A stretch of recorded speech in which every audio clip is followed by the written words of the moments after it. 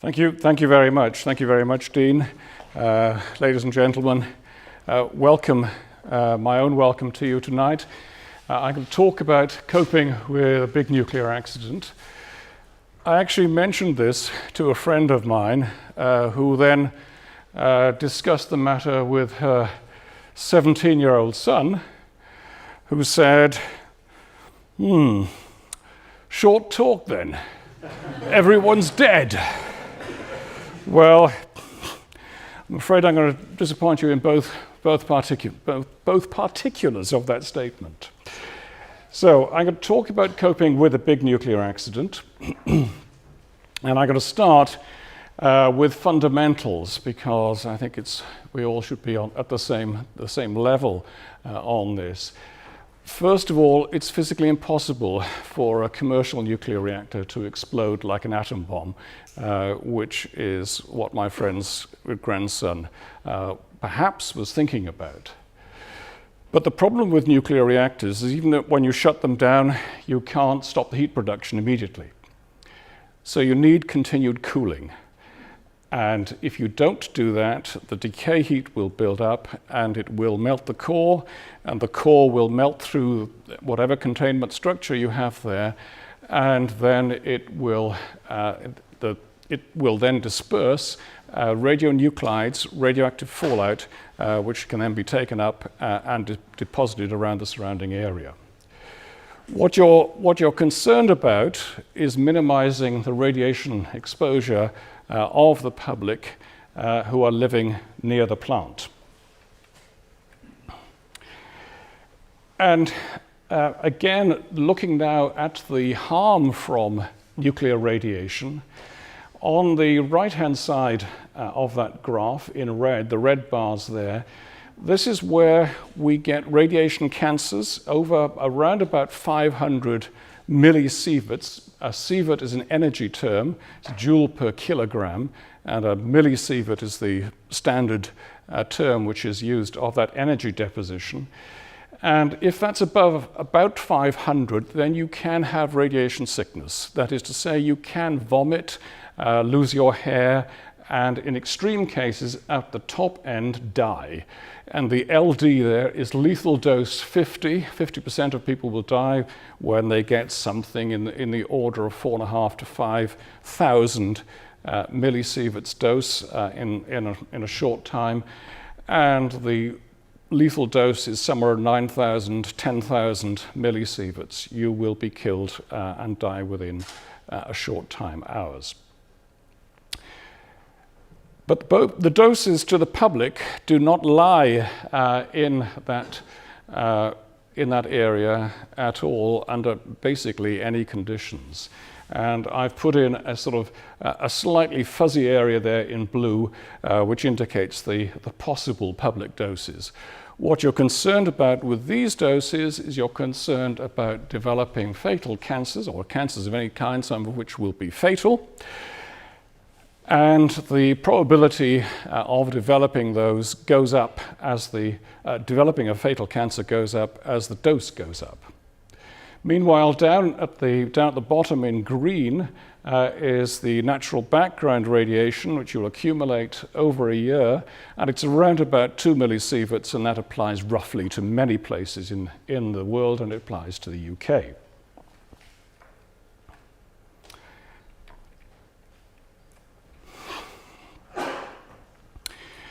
Now, the Chernobyl accident is the worst accident we've ever experienced, and there the reactor went super prompt critical, which went the closest it could go to being a bomb. It was not a bomb because the energy that it released, it didn't release this over the microseconds needed for an explosive.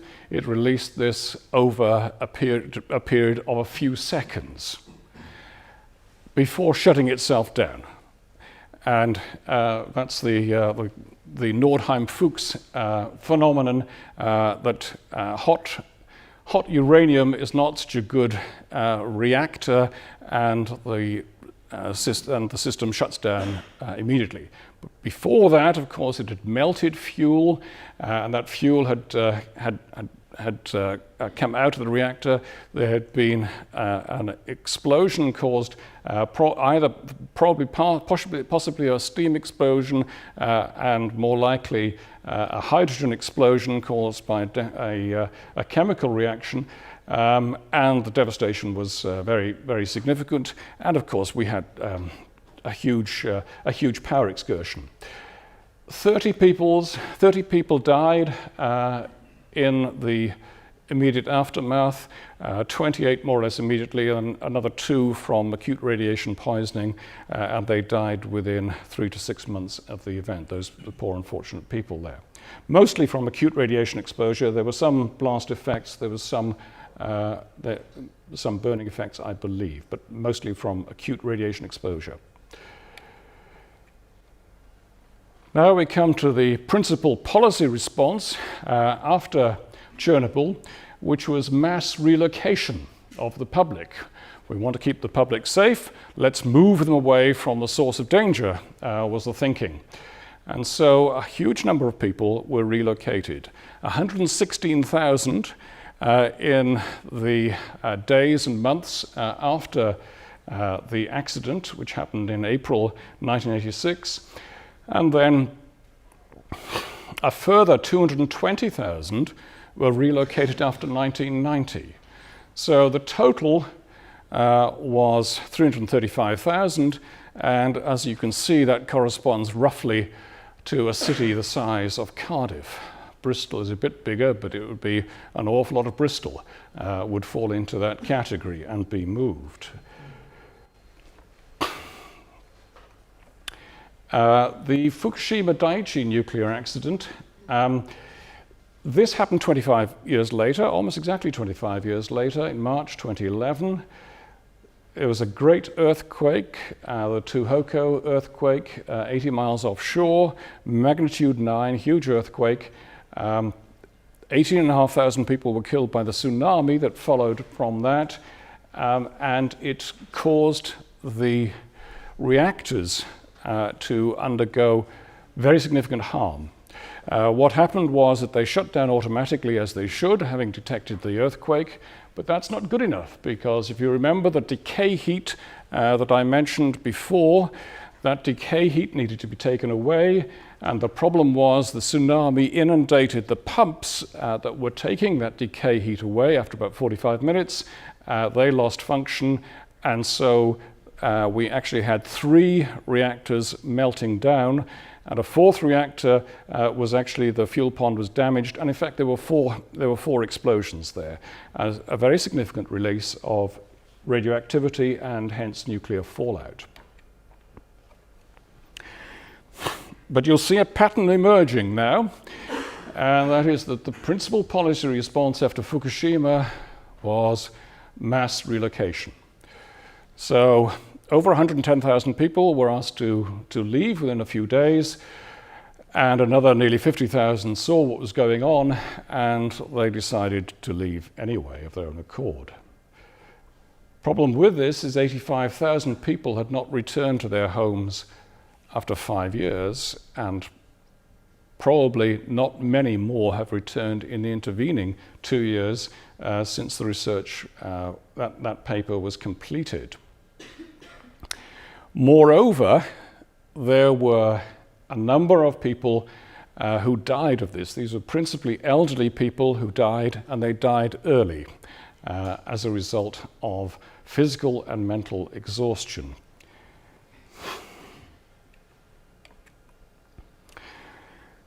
Now, the Prime Minister of Japan at the time, Naoto Kan, was considering evacuating Tokyo, which was 150 miles away. This would have been an enormous decision to take, and you can see his comments there. It would have been like losing a huge war. Those comments were made 5 years afterwards, and that was that's what he's telling of what actually happened at the time. I think the thing to bear in mind there was the panic and disarray, which his words quoted in the Daily Telegraph, which the government was in at that stage.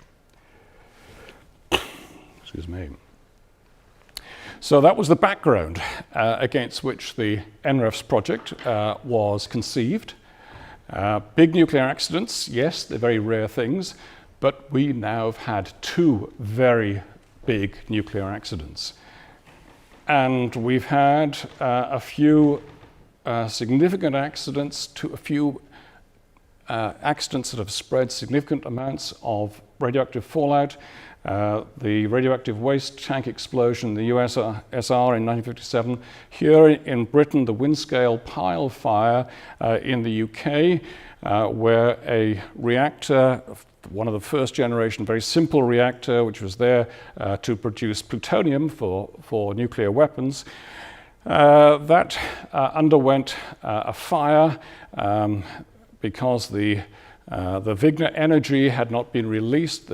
Essentially, the metallic fuel had not been annealed, and it came out in a rush. And then a fire occurred. There was a widespread release of radioactive material into the atmosphere. So the question that we were looking at was, how should we cope after a big nuclear accident has actually happened? One of the worst, these are as bad as it gets as far as nuclear is concerned. Is mass relocation and abandoning of homes, is that the best strategy? It's been used in our 2 big nuclear accidents that have happened in the world. And then more generally, the research question was, how should we respond after a big nuclear accident has actually occurred? The NREFS project, which the Dean has described there, 4 universities and continued here at Bristol. I think it may not perhaps be a surprise that once one has actually finished doing the actual research, translating that into the final set of research papers is never a trivial, nor often a very short task, but that has now been completed, and we have publication of those papers, of 10 papers, which are there in Process Safety and Environmental Protection, a special issue of that journal. The feature of the NREFS project was it decided to attempt to apply mathematical tools, and it was clear from what had gone before that what was needed was something to help alleviate the fog and confusion that naturally occurs after a big nuclear accident.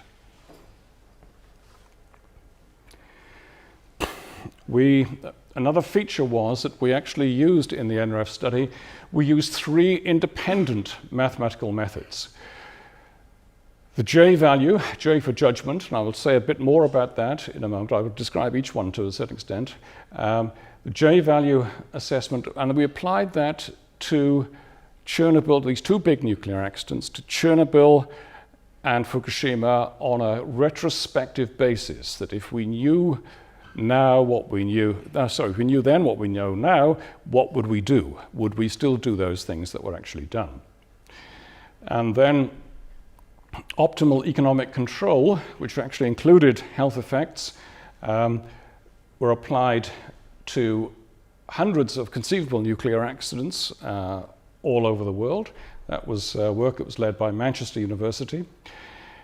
And then we applied the codes that had been developed by Public Health England for looking at consequences of nuclear accidents and the costs associated with those consequences. And we applied that to a big nuclear accident assumed to occur on a UK reactor located in a fictional site halfway between Southampton and London. And that was led by the Open University. So what are the policy options? First of all, temporary evacuation, but this is really something which is quite short term, where you might move people out on a precautionary basis, but you would get them back within days, or at least certainly a week or 2. Then, moving on, relocation, which is what's happened before, and people have been asked to abandon their homes either forever or at least for a very long time, with all the consequences that that brings about. If you can imagine you've been away from home for 5 years, how much do you really want to move back to that? So relocation, food bans, temporary or long-lasting, or even in the limit permanent, and then remediation. So this is cleaning up, urban decontamination, agricultural decontamination. To talk about the first method, the judgment or J value, what we're looking to do there is balance the life expectancy that a safety measure brings with it against the cost of providing that safety measure. And it's that balance that enables us to say that if the J value, we take J as being the ratio of what you are spending or what you're considering spending divided by the maximum that you ought to be spending, and that tells you that if J is greater than 1, you're spending too much. And the unique feature of this is that it is entirely objective. There is no opinion involved in it. It's based on data from millions of people, both actuarial data, life statistics, life tables, and also on millions of people and economics. So it's economic and actuarial data, and it is completely objective. That is to say that any team around the world could use that same method and they would come up with the same answers. One of the things that we did during the development of this was to actually validate the J value against pan-national data. And what we were able to do was to explain the Preston curve. Preston curve, Samuel Preston in 1975 pointed out that GDP per head has a huge influence on how long people live at birth. And that's the graph for 180 countries in the UN, 193 in the UN, and that graphs the life expectancy at birth. And we were able to explain that, and we were able to explain 80% of the variation between countries, which is a pretty high figure for any social science study, which this effectively is in this instance. Well, we did that for 162 out of the 193, and 60% if we actually looked at the full set of on which we had data, 180. And what we found was that the J value emerges as a formalization.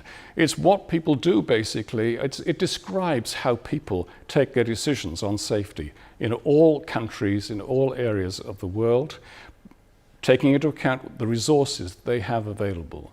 That is to say that if we were in any other country in the world, we would act pretty much as those people act, and we would take the decisions that those people take.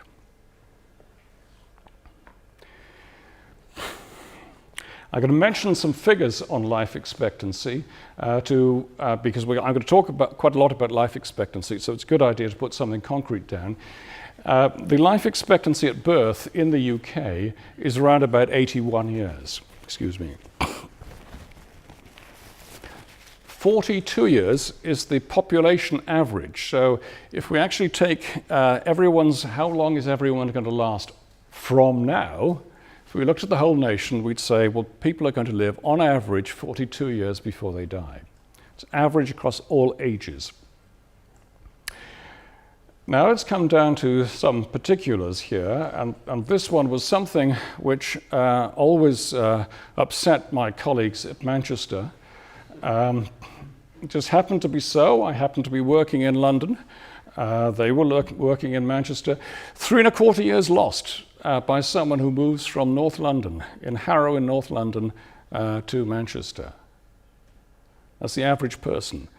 And it's 6.5 years if you do it at birth. And then 4.5 months is what the Londoner, by contrast, loses to London's air pollution.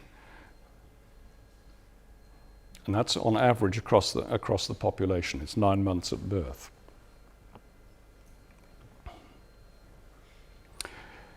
Now let's look at some, to put things in context, let's look at some losses of life expectancy after the Chernobyl reactor accident. Well, we in this country, looking at the standard way of calculating the harm caused by radiation, we lost just under 3 hours of life expectancy in this country because we had some fallout in this country. The 116,000 people who moved away, how much life expectancy did they lose? Less than 10 days. But that's not the question. The question is, what would have happened to them if they had actually stayed in position?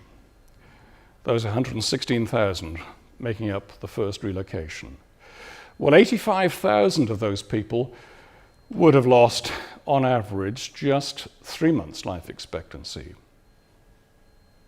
So if the world's worst nuclear reactor, 85,000 of the people in that first evacuation would have only lost 3 months life expectancy.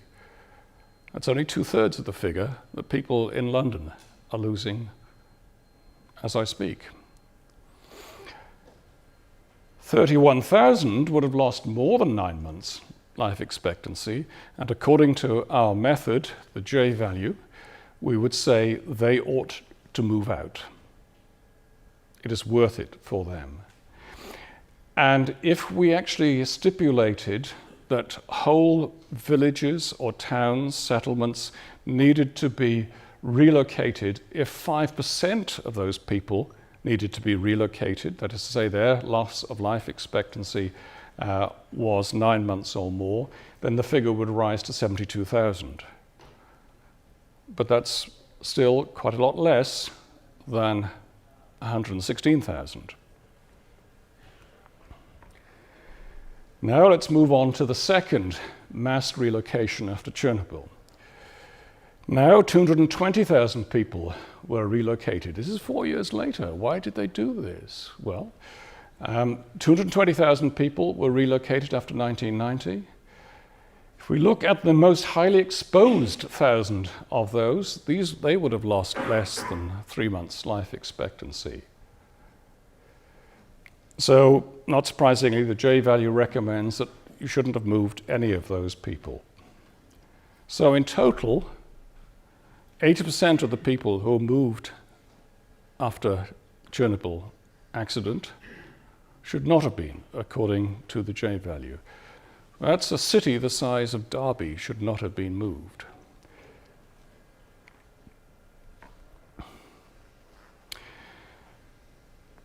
Now let's have a look at Fukushima Daiichi. Well, Fukushima Daiichi was by no means as serious an accident as the calamitous accident that happened at Chernobyl. The worst affected people there were inhabitants of a small town called Tomioka, and they faced the highest radiation dose in year 1. But it was only 51 millisieverts over the whole of that year.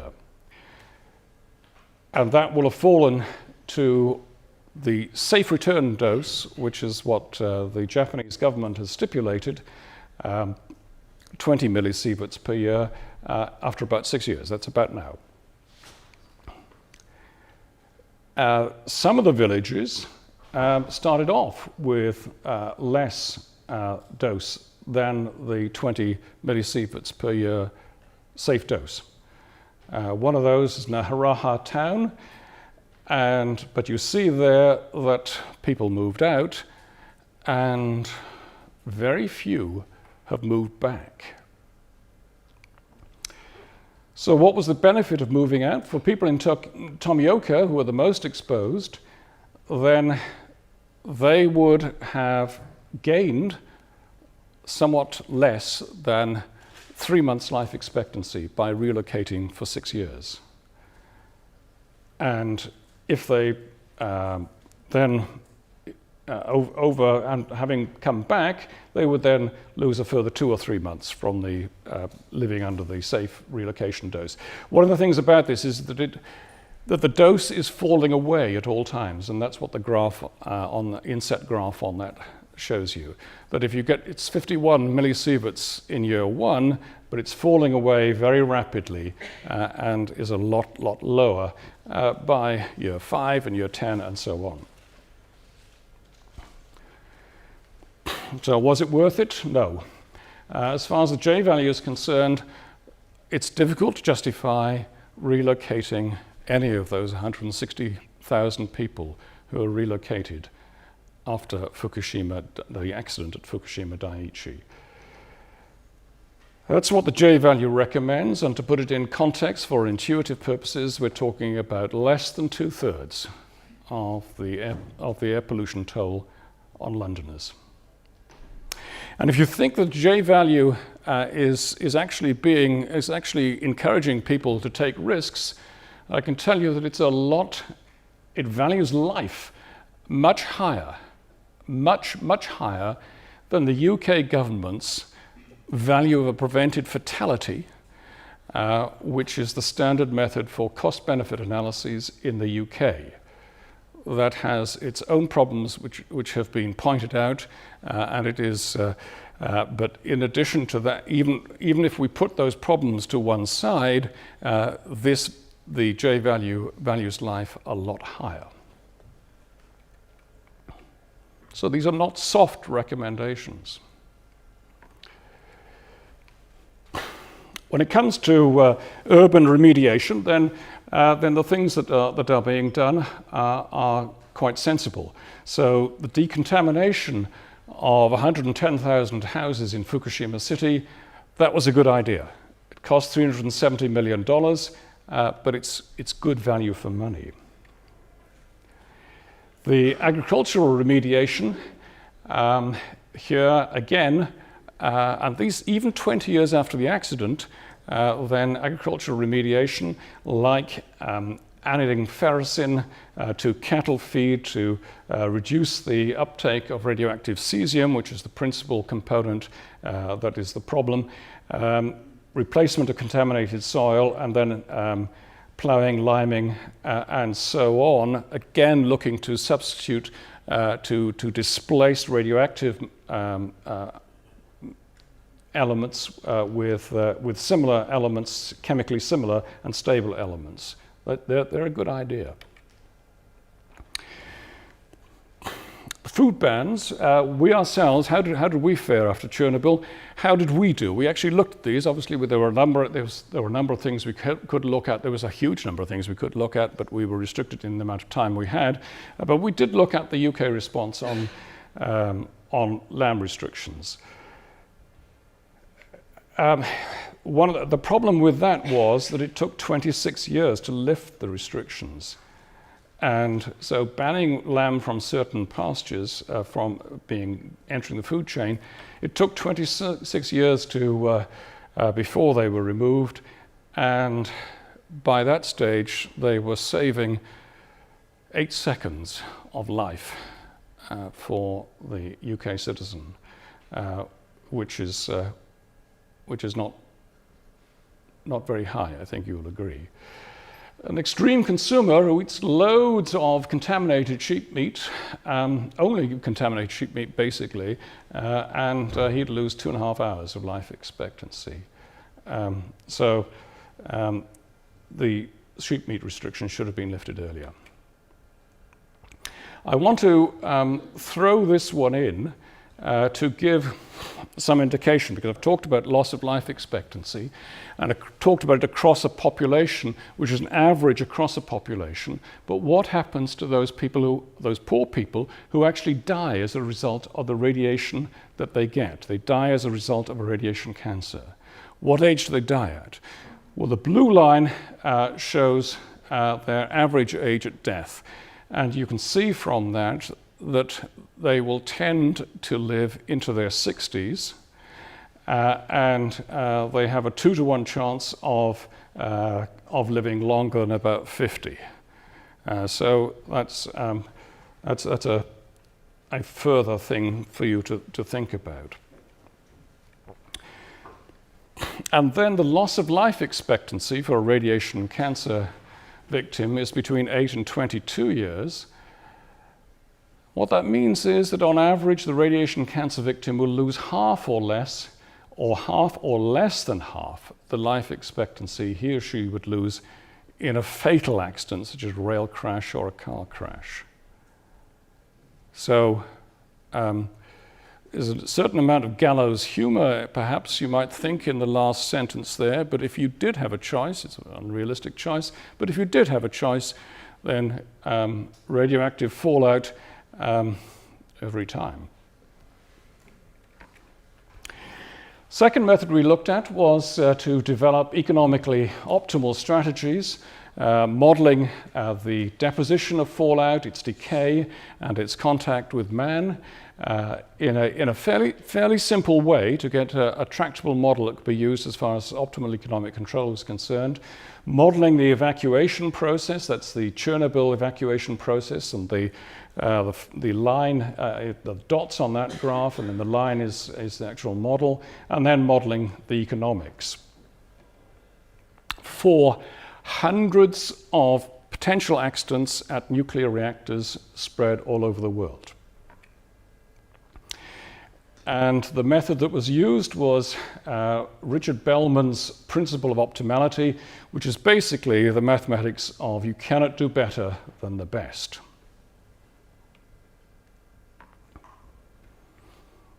Very often mathematics is concerned not so much with discovering new things, but is proving that what you knew all along was sensible. And in a sense, that's when Bellman talks, Bellman's principle is in a sense like that, but the mathematics to derive it, then spread it and apply it more to many problems can be rather complex, which is why we had Manchester mathematicians to do that for us. And a number of strategies were put together, and those illustrate the 5 possibilities under relocation, 3 possibilities under remediation, and then 3 possibilities under food bans. And so that's the spread, and that was the way in which these things were looked at.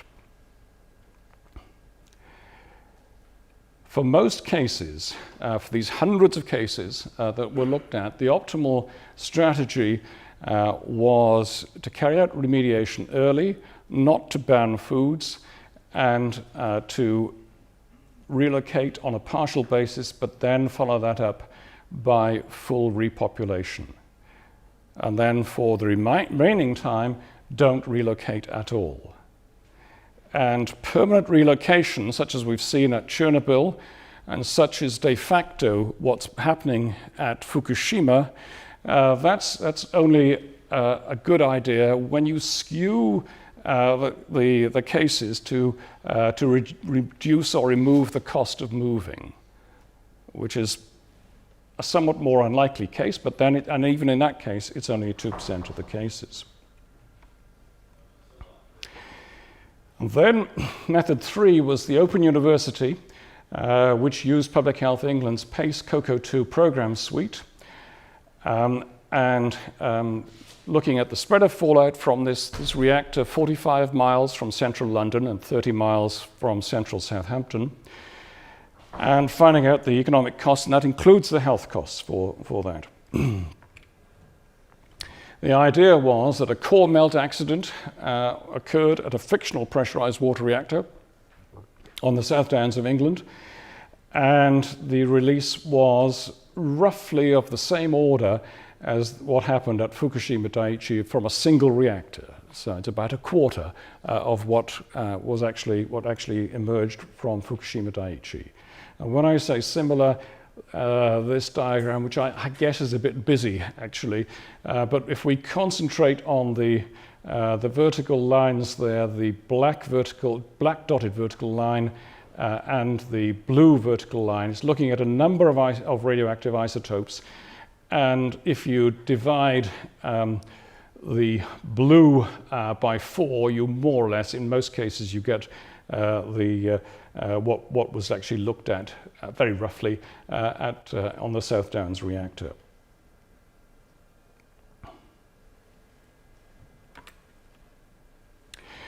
For this, the the safe return dose was set at 10 millisieverts over the following year and applied 3 months into the accident. So if the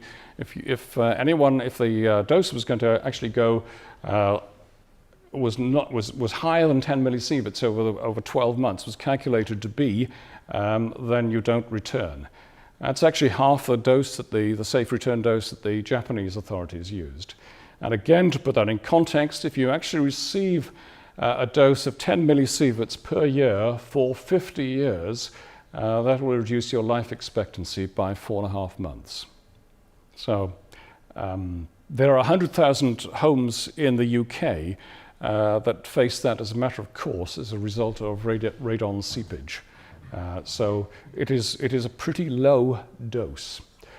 And remember that you wouldn't be getting a constant dose. The dose would be falling as the red line on the graph indicates there.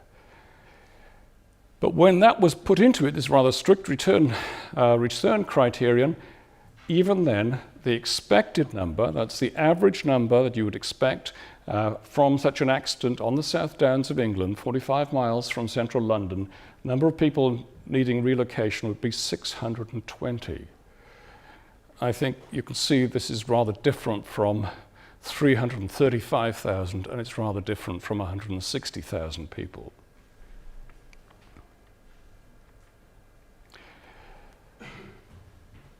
So now we're starting to come to think about some conclusions from this, and mass relocation. It should not be the policy, the default policy as it has been in the past. The idea that you should do this, it's in every case, all of these things are saying, well, it's not impossible that you will want to relocate some people, but the number is likely to be small. And in many cases, don't relocate anyone at all. After a big nuclear accident where the core has melted and there has been a significant release of radioactive, very significant release of radioactive fallout into the atmosphere and the surrounding area. Remediation is sensible, and there are certainly things you can do to improve matters after a big nuclear accident. The way to judge those is to use the J value, and you can judge whether it is a sensible idea. And certainly as far as remediation is concerned, some measures which we judged even 20 years after the Chernobyl accident were coming out, as I mentioned before, as sensible. Yes, go ahead, do it.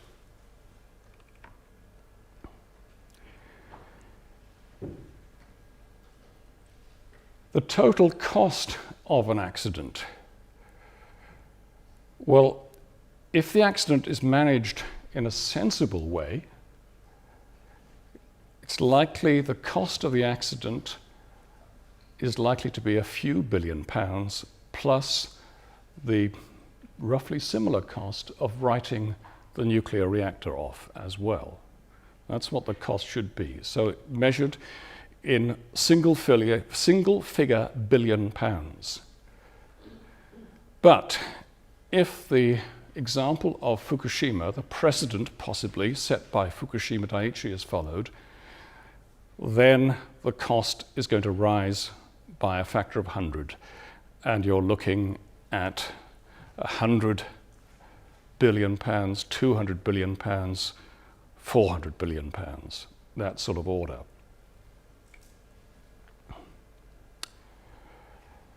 Now I'd like to address the follow-on question from that. So does it matter if we overspend by hundreds of billions of pounds? Maybe you think, well, surely it must have helped somebody. It must have helped at least the people. We've overspent, but we're helping the people who are living near the plant because they got this extra protection. No, it doesn't work out like that. There was positive harm done to these very people on whom this money is purported to have been spent. We know that, because we have World Health Organization reports which tell us that. Even when people were compensated for losses, given free houses and a choice of resettlement location, the experience was traumatic and left many with no employment and a belief that they have no place in society. Tensions between new and old residents of resettlement villages also contributed to the ostracism felt by the newcomers. The demographic structure of the affected areas became skewed since many skilled, educated, and entrepreneurial workers, often younger, left the areas, leaving behind an older population with fewer of the skills needed for economic recovery. That's the first way, but that's not the only way. In a sense, that's the obvious way. The second way is the survivor's perception, and it's a logical perception that they are doomed.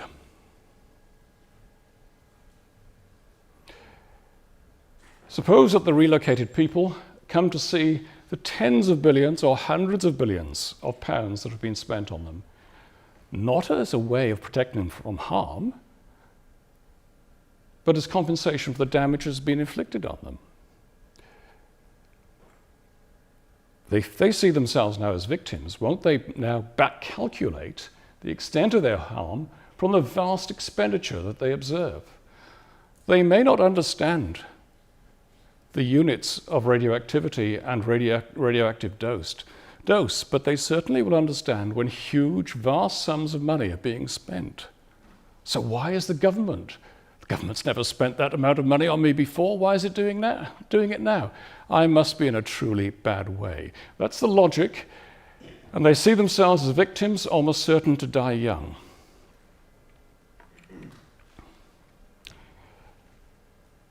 Again, the World Health Organization. The designation of the affected population as victims rather than survivors has led them to perceive themselves as helpless, weak, and lacking control over their future.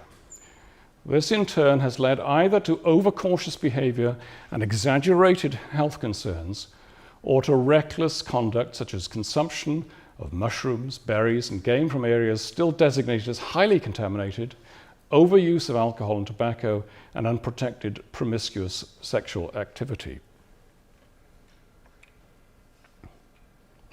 I think a comment that needs to be made there is they now perceive themselves as destined to die young. And that's not a nice state for anyone to be in.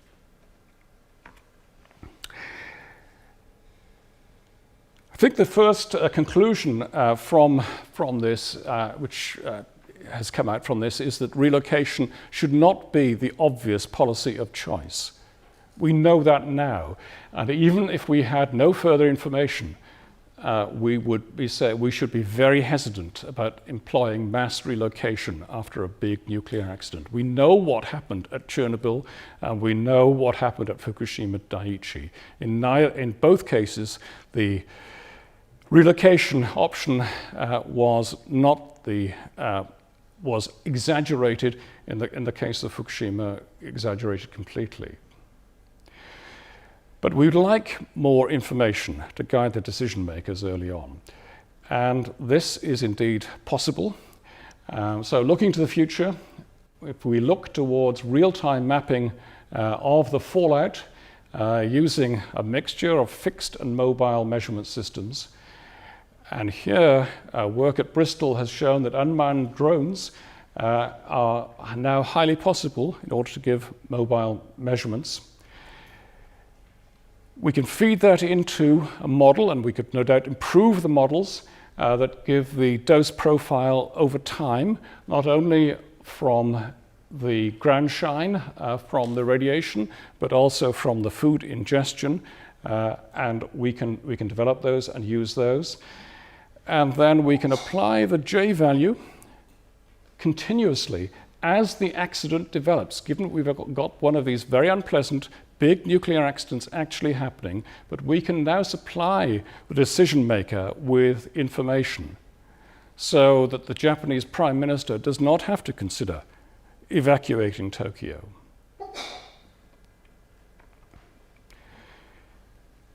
These images are courtesy of Professor Tom Scott of this university, and the upper left-hand photograph there, or imposed photograph there, shows a radiation map of contamination around a disused uranium mine in Cornwall.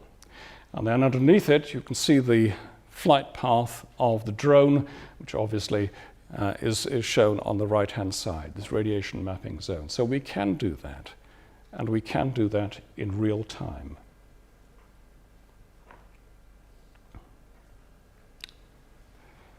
So the big lesson